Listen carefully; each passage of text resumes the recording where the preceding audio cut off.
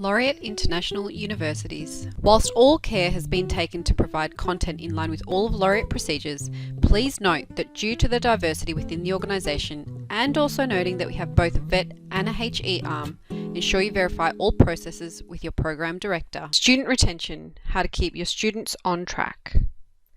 So let's have a look first at a retention plan for week 1 and 2, and this would happen at the start of each trimester. It's recommended to monitor student engagement with Blackboard at the end of week 1 and at the end of week 2. All students who have not logged in should receive an email at the end of week 1 and a follow-up call from you at the end of week 2. So use this method for students who also miss a deadline as well. It's just a really great way of keeping them on track. So the first thing that you do is need to have a look at this last access panel that we have here in the full grade center. And here we can see if a student has logged in.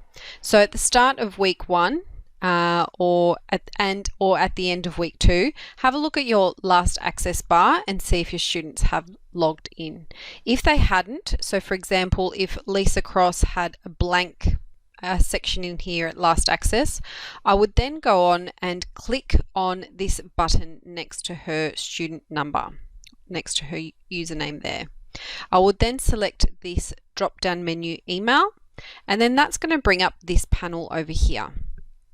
Please make sure to select email selected users. This is going to bring up this email structure which can get sent out to your students, and as you can see, you can send it off to as many students as you like. Please make sure to change the subject name that is currently in there. It says something like alert. Make sure to change it to your subject name, week 1 retention. Next, go on to the email letterhead and put in good morning, good afternoon.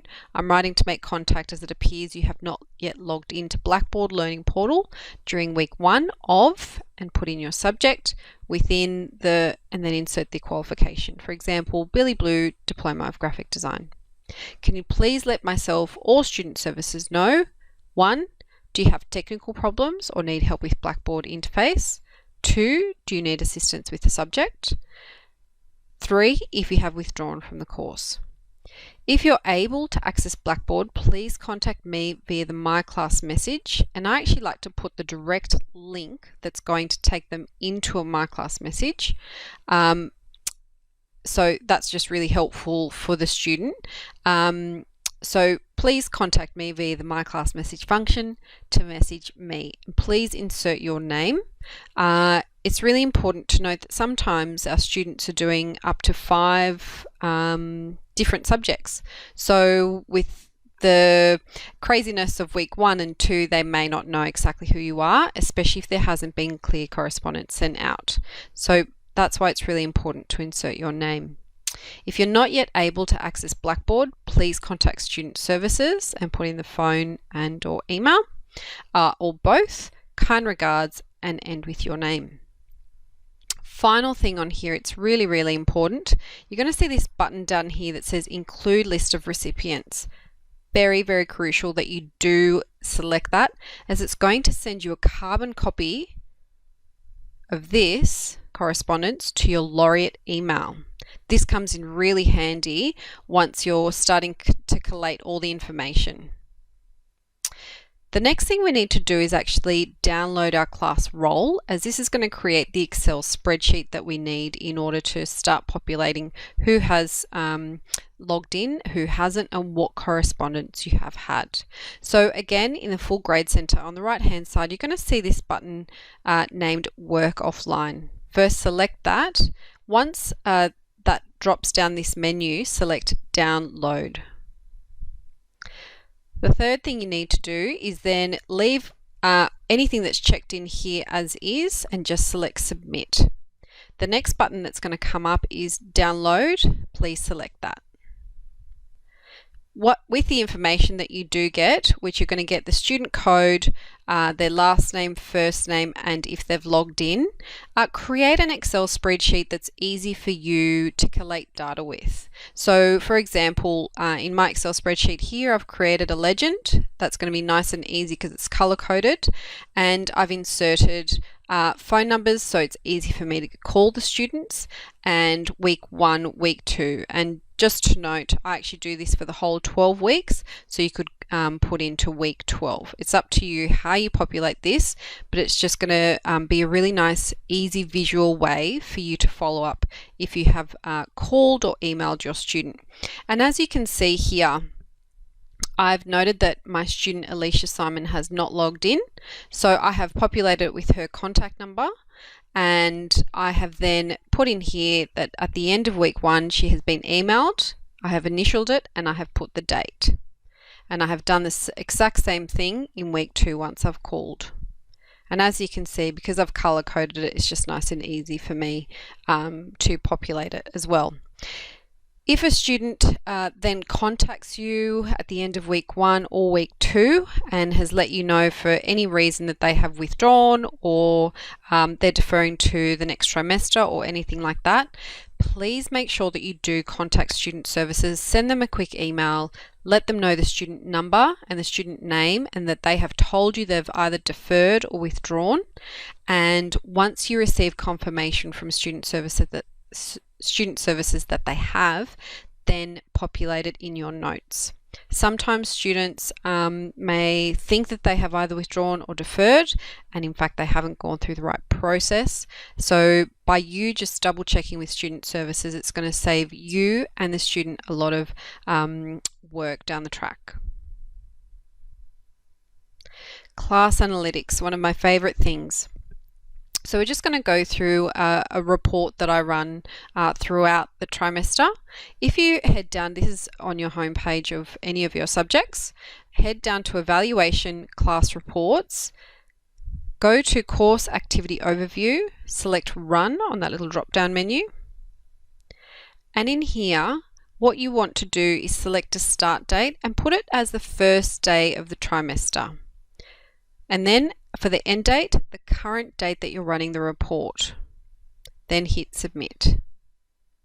In here, it's going to bring up this document, which is going to show you the peak day that your students are in your subject.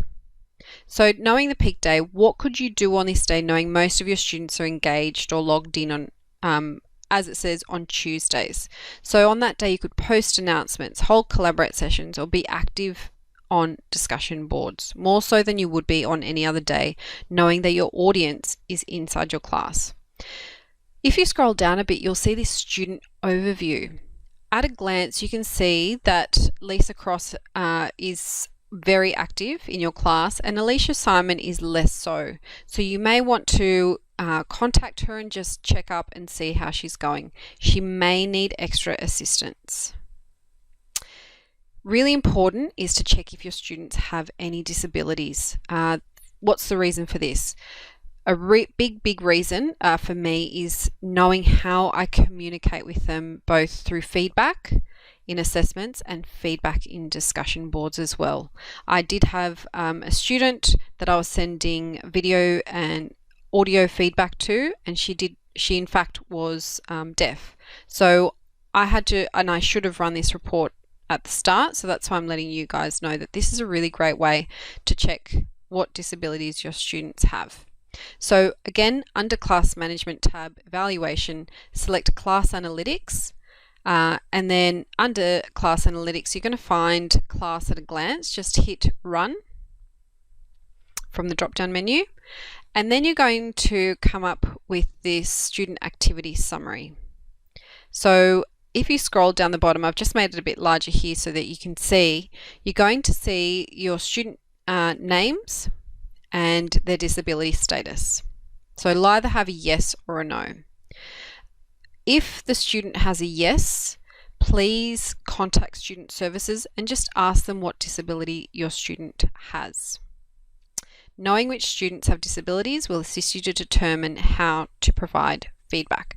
Very, very crucial. Something that I have always loved knowing and wanted to know, and now we can know, is where our students are spending their time. So again, under evaluation, select class reports, go to overall summary of user activity, and then select run. In here, make sure that select format is PDF. Select a start date, again the first day of trimester, and an end date, the day that you're running the report.